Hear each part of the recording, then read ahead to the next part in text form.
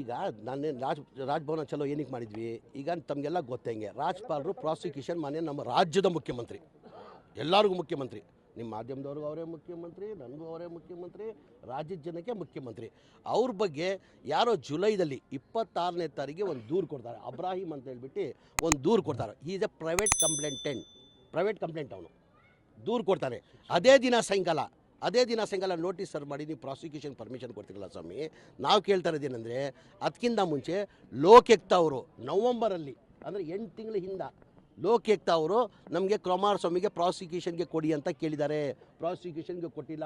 ಬರೀ ಕುಮಾರಸ್ವಾಮಿಗೆ ಮಾತ್ರ ಅಲ್ಲ, ಜೊಲ್ಲೆ ಅವರಿದ್ದಾರೆ, ನಿನಾರಿ ಅವರಿದ್ದಾರೆ, ಜನಾರ್ದನ್ ರೆಡ್ಡಿ ಅವರಿದ್ದಾರೆ. 4 ಜನಕ್ಕೆ ಕೊಟ್ಟಿಲ್ಲ. ಇದನ್ನ ಯಾವ ನ್ಯಾಯ ಸ್ವಾಮಿ? ಆಮೇಲೆ ಸಿದ್ದರಾಮಯ್ಯದಲ್ಲಿ ಪಾತ್ರ ಏನಿದೆ? ನಿನ್ನೆ ನೋಡಿದೆ ನಾನು, ನಮ್ಮ ರಾಜ್ಪಾಲರು ವಕೀಲರು ವಾದ ಮಾಡ್ತಾ ಇದ್ದಿದ್ದು ನಿನ್ನೆ ನಾನು ನೋಡಿದೆ, ಲೈವ್ ನೋಡಿದೆ ನಾನು. ಅದರಲ್ಲಿ ವಾದ ಮಾಡುವಾಗ ಎಲ್ಲೋ ಒಂದು ಕಡೆ ಇದು ಸಿದ್ದರಾಮಯ್ಯ ಅವ್ರದ್ದು ಬೇನಾಮಿ ಆಸ್ತಿಯ ಥರ ಮಾತಾಡ್ತಾಯಿದ್ರು. ಸಿದ್ದರಾಮಯ್ಯ ಈಗ ಯಾರ್ದು ಇದು ಲಿಂಗ ಅವರು ಜಾಗ 1935ದಲ್ಲಿ ಆ್ಯಕ್ಷನಲ್ಲಿ ₹1 ಕೊಂಡ್ಕೊಂಡಿದ್ದು ಯಾರು? ಲಿಂಗ ಅವರು, ಲಿಂಗ ಅವರು ₹1 ಆ್ಯಕ್ಷನಲ್ಲಿ ಕೊಂಡ್ಕೊಂಡಿದ್ದು. ಅವಾಗ ಸಿದ್ದರಾಮಯ್ಯ ಹುಟ್ಟಿಲ್ಲ. 1935ದಲ್ಲಿ ಏನು ಲಿಂಗ ಅವರು DC ಆ್ಯಕ್ಷನ್ ಲ್ಯಾಂಡಲ್ಲಿ ಈ ಆಸ್ತಿಯನ್ನು ಆ್ಯಕ್ಷನಲ್ಲಿ ತೊಗೊಂಡ್ರು. ಆವಾಗ ಸಿದ್ದರಾಮಯ್ಯ ಹುಟ್ಟೇ ಇರಲಿಲ್ಲ. ಲಿಂಗ ಇವ್ರು ಯಾರು? ದೇವರಾಜ್ ಯಾರು? ಲಿಂಗ ಅವ್ರ ಮಗ, 3ನೇ ಮಗ.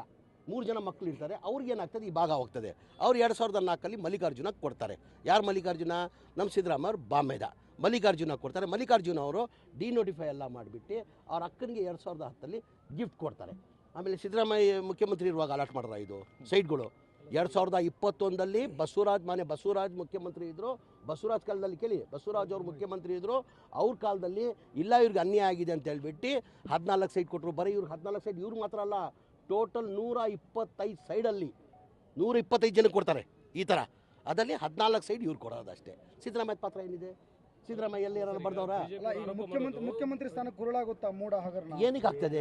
ಏನಿಂದ ಏನೇನು ಇಲ್ಲ ಸರ್. ಈಗೇನಾಗಿದೆ? ಈಗೇನು ಇಲ್ಲ. CM ಎಲ್ಲಿ ಭಯ ಬಂದವರು? CM ಯಾವ ಟಗರ್?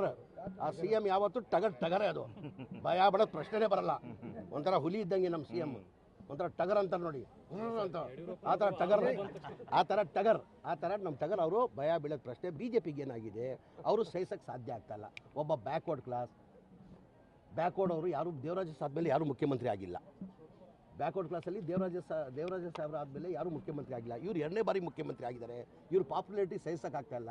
ಸಿದ್ದರಾಮಯ್ಯಂಗೆ ಏನಾದ್ರು ತೊಂದರೆ ಕೊಟ್ಟರೆ ಕಾಂಗ್ರೆಸ್ ತೆಗಿಬೋದು ಅಂತ ಅವ್ರ ಹಿನ್ನೆಲೆಯಲ್ಲಿ ಯಾವ ಕಾರಣಕ್ಕೆ ಸಿದ್ದರಾಮಯ್ಯ ಜೊತೆ ಹೈಕಮಾಂಡ್ ಇದ್ದಾರೆ, ಎಲ್ಲ MLAಗಳು ಇದ್ದಾರೆ, ಎಲ್ಲ ಎಲ್ಲರಿಗಿಂತ ಹೆಚ್ಚಾಗಿ ರಾಜ್ಯದ ಜನ ಇದ್ದಾರೆ. 7 ಕೋಟಿ ಜನ ಸಿದ್ದರಾಮಯ್ಯ ಜೊತೆ ಇದ್ದಾರೆ. ಅವ್ರು ಸಿದ್ದರಾಮಯ್ಯ ಅವ್ರಿಗೆ ಏನು ಮಾಡೋಕ್ಕಾಗಲ್ಲ ಸರ್. ಅದೇ ಹೇಳ್ತಲ್ಲ, ಅವ್ರಿಗೆ ಎಲ್ಲ ಹೊಟ್ಟೆ ಕಿಚ್ಚು, ಹೊಟ್ಟೆ ಉರಿ. ಅವ್ರ ಪಾಪ್ಯುಲಾರಿಟಿ ಸೇರ್ಸೋಕ್ಕಾಗ್ತಾಯಿಲ್ಲ. ಈಗ ನಿಂತ್ಕೊಂಡ್ರೆ ಯಾರನ್ನ ನೋಡಿ, ನಾನು ನೋಡಿದ್ದೀನಿ. ನಾನು ಭಾಳಷ್ಟು ಜನಕ್ಕೆ ನೋಡಿದ್ದೀನಿ. ನಾನು ಲೀಡರ್ಗಳು ಎಷ್ಟು ಕೇಳಬಾರ್ದು. ಎಲ್ಲರಿಗೂ ಎಲ್ಲ ರಾಜಕಾರಣಿಗಳು BJP ಇರಲಿ, JDS ಇರಲಿ, BJP ಇರಲಿ, ಈಗ ಸಿದ್ದರಾಮಯ್ಯ ಇಲ್ಲಿ ಬಂದು ನಿಂತ್ಕೊಳ್ಳಿ, 1000 ಜನ ಬರ್ತಾರೆ. ಬೇರೆಯವ್ರ ದುಡ್ಡೆಲ್ಲ ವೆಹಿಕಲ್ ಮಾಡಿ, ದುಡ್ಡು ಖರ್ಚು ಮಾಡಿ ಜನ ಸೇರಿಸ್ಬೇಕು. ಸಿದ್ದರಾಮಯ್ಯ ನಮ್ಮ ನಾಯಕ ಸಿದ್ದರಾಮಯ್ಯ ಅವರು ಹೈಕಮಾಂಡ್ ನೇರವಾಗಿ ಹೇಳಿದ್ದಾರೆ. ಹೈಕಮಾಂಡ್ ನಾವು ನಿಮ್ಮ ಜೊತೆ ಇದ್ದೀವಿ ಅಂತ ಹೇಳಿದ್ದಾರೆ. ನಾವೆಲ್ಲ MLAಗಳು, ಎಲ್ಲ ನಮ್ಮ ಲೀಡರ್ಸ್ಗಳು, ಆಮೇಲೆ ಎಲ್ಲಕ್ಕಿಂತ ಹೆಚ್ಚಾಗಿ ರಾಜ್ಯದ ಜನ ಅವ್ರ ಜೊತೆ ಇದ್ದಾರೆ. ಸಿದ್ದರಾಮಯ್ಯ ಅವ್ರಿಗೆ ಅವ್ರು ಏನು ಸರ್ ದಾಖಲೆ ಮೂಡ ಹಗರಣ ದಾಖಲೆ ಬಿಡುಗಡೆ ಮಾಡಿದ್ದೆ ಕಾಂಗ್ರೆಸ್ನವರು ಅಂತ BJP ಅವ್ರಿಗೆ ಏನು ಹೇಳ್ತಿ? ಈಗ ಸತ್ಯ ಅವ್ರು ಏನಾಗಿದೆ, ಈಗ ಗೊತ್ತಾಗಿದೆ ಇದ್ದಲ್ಲಿ ಏನಿಲ್ಲ ಅಂತ.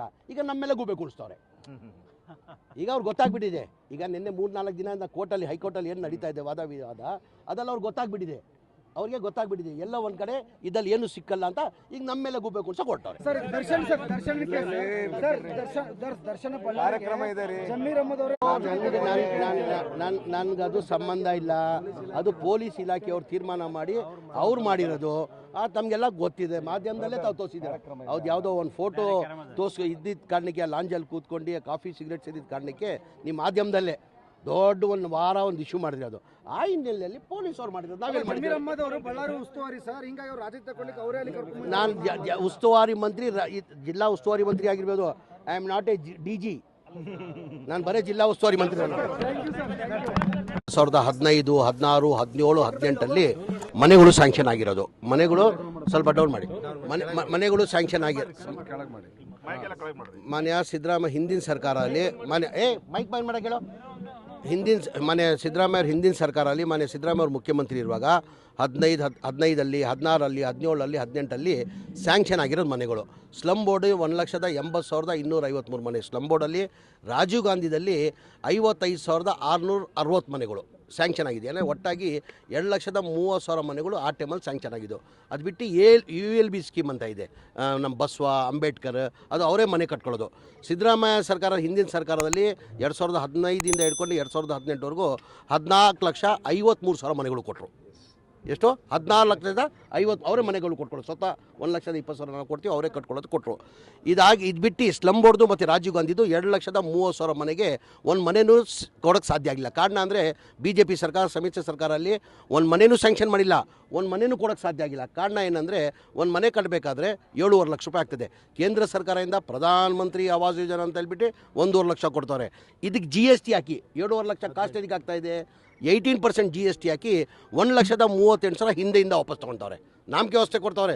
ಪ್ರಧಾನ ಮಂತ್ರಿ ಆವಾಸ್ ಯೋಜನೆ ಅಂತ ಹೇಳ್ಬಿಟ್ಟು 1.5 ಲಕ್ಷ ಕೊಡ್ತವ್ರೆ. ಬಡವ್ರ ಹಿಂದೆಯಿಂದ ಏನು ಮಾಡ್ತವ್ರೆ? 1,38,000 ರೂಪಾಯಿ ವಾಪಸ್ ತೊಗೊಳ್ತಾರೆ. ಆ ಕಾರಣಕ್ಕೆ ಮನೆಗಳು ಕಟ್ಟಕ್ಕೆ ಸಾಧ್ಯ ಆಗಲಿಲ್ಲ. ಬೆನಿಫಿಷರಿ 4.5 ಲಕ್ಷ ಎಲ್ಲಿಂದ ಕೊಡೋಕ್ಕೆ ಸಾಧ್ಯ? ಟೋಟಲ್ 2,30,000 ಮನೆಗೆ ಬೆನಿಫಿಷರಿ ಪೇಮೆಂಟ್ ಬರಬೇಕಾಗಿದ್ದು 9,400 ಕೋಟಿ ಟೋಟಲ್ ಒಟ್ಟಾಗಿ ಎಷ್ಟು ಬಂದಿದೆ ಟೋಟಲ್? 8 ವರ್ಷದಲ್ಲಿ ಬರೇ ಬಂದಿರೋದು 310 ಕೋಟಿ ಬಂದಿತ್ತು. ನಮ್ಮ ಸರ್ಕಾರ ಬಂದಾದಮೇಲೆ, ಮಾನ್ಯ ಸಿದ್ದರಾಮಯ್ಯ ಅವರು ಮುಖ್ಯಮಂತ್ರಿ ಆದಮೇಲೆ, ನಮ್ಮ ಚೇರ್ಮನ್ ಆದಮೇಲೆ, ಸ್ಲಮ್ ಬೋರ್ಡ್ ಚೇರ್ಮನ್ ಪ್ರಸಾದ್ ಹಬ್ಬ ಅವರು ಆದಮೇಲೆ, ನಮ್ಮ ಗಮನಕ್ಕೆ ಬಂದಾದಮೇಲೆ ನಾವು ಮಾನ್ಯ ಮುಖ್ಯಮಂತ್ರಿ ಗಮನಕ್ಕೆ ತರುವ ಅಂತ ನಾವಿಬ್ಬರು ಕೂತ್ಕೊಂಡು ಮಾತಾಡ್ವಿ. ಹಂಗೂ ನಾವು ಮಾತಾಡ್ಕೊಂಡ್ವಿ ಇಬ್ಬರು. ಹೆಂಗಪ್ಪ ಗಮನಕ್ಕೆ ತರೋದು? ಇದು 5 ಗ್ಯಾರಂಟಿದು ಕನಿಷ್ಠ 55,000 60,000 ಕೋಟಿ ಆಗ್ತದೆ. ಇದು ಎಲ್ಲ ಮನೆಗಳು ಕಟ್ಟಬೇಕಾದ್ರೆ 9,400 ಕೋಟಿ ಬೇಕಾಗ್ತದೆ. ಹೆಂಗೆ ಮಾನ್ಯ ಮುಖ್ಯಮಂತ್ರಿ ಕೇಳೋದು? ಮುಖ್ಯಮಂತ್ರಿ ಒಪ್ಕೊಳ್ತಾರೋ ಇಲ್ಲೋ ಅಂತ ಧೈರ್ಯ ಮಾಡಿ ಮುಖ್ಯಮಂತ್ರಿ ಗಮನಕ್ಕೆ ತಂದ್ವಿ ನಾವು. ನೋಡಿ ಸರ್, ನಿಮ್ಮ ಕಾಲದಲ್ಲಿ ಮನೆಗಳು ಸ್ಯಾಂಕ್ಷನ್ ಆಗಿದ್ದು, ಅದಾದಮೇಲೆ ಒಂದು ಮನೆಯೂ ಕೊಡೋಕ್ಕೆ ಸಾಧ್ಯ ಆಗಲಿಲ್ಲ, ಒಂದು ಮನೆಯೂ ಸ್ಯಾಂಕ್ಷನ್ ಮಾಡಿಲ್ಲ. ಈ ಮನೆಗಳು ಬಡವರು 4.5 ಲಕ್ಷ ಕೊಡೋಕ್ಕೆ ಸಾಧ್ಯ ಆಗಲ್ಲ ಸರ್. ನಾವು ಸರ್ಕಾರ ವತಿಯಿಂದನೇ ಕೊಡಬೇಕಾಗ್ತದೆ, ಅವ್ರು ಬೀದಿಯಲ್ಲಿದ್ದಾರೆ ಸರ್ ಅಂತ ನಾವು ಗಮನಕ್ಕೆ ತಂದಾದಮೇಲೆ ಮಾನ್ಯ ಮುಖ್ಯಮಂತ್ರಿ 2-3 ಮೀಟಿಂಗ್ ಮಾಡಿ ಅವ್ರು ಬಡವ್ರ ಬಗ್ಗೆ ಕಾಲೇಜ್ ಇದ್ದಿದ್ದ ಕಾರಣಕ್ಕೆ, ಇಲ್ಲ ಕಣೋ ನೀವು ಹೇಳ್ತಾರ ಸತ್ಯ ಇದು, ಈ ಬಡವ್ರ ಮನೆಗಳು ಕೊಡಬೇಕು, ನಾನೇ ಸರ್ಕಾರ ವತಿಯಿಂದ ಕೊಡ್ತೀನಿ ಅಂತ ಹೇಳ್ಬಿಟ್ಟು ಜನವರಿಯಲ್ಲಿ ಕ್ಯಾಬಿನೆಟಲ್ಲಿ ತಂದು ಅಪ್ರೂವ್ ಮಾಡಿ 500 ಕೋಟಿಯನ್ನು ಫೆಬ್ರವರಿಯಲ್ಲಿ ಬಿಡುಗಡೆ ಮಾಡಿದ ಕಾರಣಕ್ಕೆ 36,769 ಮನೆಗಳು ಕೊಟ್ವಿ. ಏನಕ್ಕೆ BJP ಅವ್ರು ಕೊಡೋಕ್ಕೆ ಸಾಧ್ಯ ಆಗಲಿಲ್ಲ? ಏನಕ್ಕೆ ಕುಮಾರಸ್ವಾಮಿ ಅವ್ರು ಕೊಡೋಕ್ಕೆ ಸಾಧ್ಯ ಆಗಲಿಲ್ಲ? BJP ಸರ್ಕಾರ 4 ವರ್ಷ ಇದ್ದರು, ಸಮ್ಮಿಶ್ರ ಸರ್ಕಾರ ಆಯಿತು. ಬರೇ ಬಡವ್ರ ಬಗ್ಗೆ ಕಾಲೇಜಿಗೆ ಕಾಂಗ್ರೆಸ್ ಅವ್ರಿಗೆ ಮತ್ತು ಸಿದ್ದರಾಮಯ್ಯಗೆ ಇರೋದಾ? ಇವ್ರ ಕಾಲೇಜ್ ಇರಲಿಲ್ಲ ಬಡವ್ರ ಬಗ್ಗೆ. ಅದು ಗ್ಯಾರಂಟಿದಲ್ಲೂ 55-60 ಸಾವಿರ ಕೋಟಿದಲ್ಲಿ ಗ್ಯಾರಂಟಿದಲ್ಲೂ ಇಷ್ಟು ಕೊಡ್ತಾರೆ ಅಂತ ನಮಗೂ ನಂಬಿಕೆ ಇರಲಿಲ್ಲ. ಚೇರ್ಮನ್ರಿಗೂ ಆ ಪ್ರಸಾದ್ ಹಬ್ಬ ಅವ್ರಿಗೂ ನಂಬಿಕೆ ಇರಲಿಲ್ಲ. ಅಂದರೆ ಅವ್ರು ಬಡವ್ರ ಬಗ್ಗೆ ಕಾಲೇಜ್ ಇದ್ದಿದ್ದ ಕಾರಣಕ್ಕೆ ತಂದು ನಾನು ಕೊಡ್ತೀನಿ ಅಂತ ಹೇಳ್ಬಿಟ್ಟು ನಮಗೆ ಸೂಚನೆ ಕೊಟ್ಟವ್ರು ಇಬ್ಬರಿಗೆ. ಅದು ಏನು ಮಾಡ್ತೀರೋ ಗೊತ್ತಿಲ್ಲ, ನಾನು ದುಡ್ಡು ಕೊಡ್ತೀನಿ, ನಾನು 1 ವರ್ಷ ಒಳಗಡೆ ಈ ಮನೆಗಳು ಕೊಡಬೇಕಂತ. ಈಗ ಆಲ್ರೆಡಿ 500 ಕೋಟಿ ಕೊಟ್ಟಿದ್ದಕ್ಕೆ 36,790 ಮನೆ ಕೊಟ್ಟಿದ್ದೀವಿ. ಈ ಬರೋ ತಿಂಗಳಲ್ಲಿ 38,000 ಚಿಲ್ಲರೆ ಮನೆಗಳು ತಿರ್ಗಾ ಕೊಡ್ತೀವಿ. 1 ವರ್ಷದಲ್ಲಿ ನಾವು ಮನೆಗಳು ಕೊಡ್ತೀವಿ. ಅದ್ರ ಜೊತೆಯಲ್ಲಿ ಏನು ಮಾಡ್ತಿದ್ವಿ, ಈ ಅನ್ಕಂಪ್ಲೀಟ್ ಮನೆಗಳು ಈ ವರ್ಷ ಕಂಪ್ಲೀಟ್ ಮಾಡ್ತೀವಿ. ಅನ್ಕಂಪ್ಲೀಟ್ ಮನೆಗಳು 2,30,000 ಒಟ್ಟಾಗಿ ಈ ವರ್ಷ ಏನಾರ ಪ್ರಯತ್ನ ಮಾಡಿ ಬರೋ ಬಜೆಟ್ ಒಳಗಡೆ ಕೊಡ್ತೀವಿ. ಅದಾದಮೇಲೆ ನಾವು ಎಲ್ಲ ಸರ್ವೆ ಮಾಡ್ತಾಯಿದ್ವಿ. ಯಾರು ಮನೆ ಇಲ್ಲ, ಯಾರು ಸೈಡ್ಲೆಸ್, ಎಲ್ಲರಿಗೂ ಒಂದೇ ಸಮ ಮಾಡ್ತೀವಿ ಅಂತ ಹೇಳೋಕ್ಕೆ ಸಾಧ್ಯ ಆಗಲ್ಲ. ಎಲ್ಲರಿಗೂ ಒಂದೇ ಸತಿ ಕೊಟ್ಬಿಡ್ತೀವಿ ಅಂತ ಹೇಳೋಕ್ಕಾಗಲ್ಲ. ನಾವು ಸರ್ವೆ ಮಾಡಿದ್ದೀವಿ, ಎಲ್ಲೆಲ್ಲಿ ಮನೆ ಯಾವ ತಾಲೂಕಲ್ಲಿ ಎಷ್ಟು ಮನೆಗಳು ಆಗುತ್ತೆ ಇದೆ ಅಂತ ಎಲ್ಲ ನಮ್ಮ ಥರ ಡಾಟಾ ಇದೆ, ಸರ್ವೆ ಮಾಡ್ತೀವಿ. ಆ ಸರ್ವೆ ಪ್ರಕಾರ ನಾವು ಬರೋ ವರ್ಷದಿಂದ ಮನೆಗಳು ಕೊಡೋದು ಶುರು ಮಾಡ್ತೀವಿ.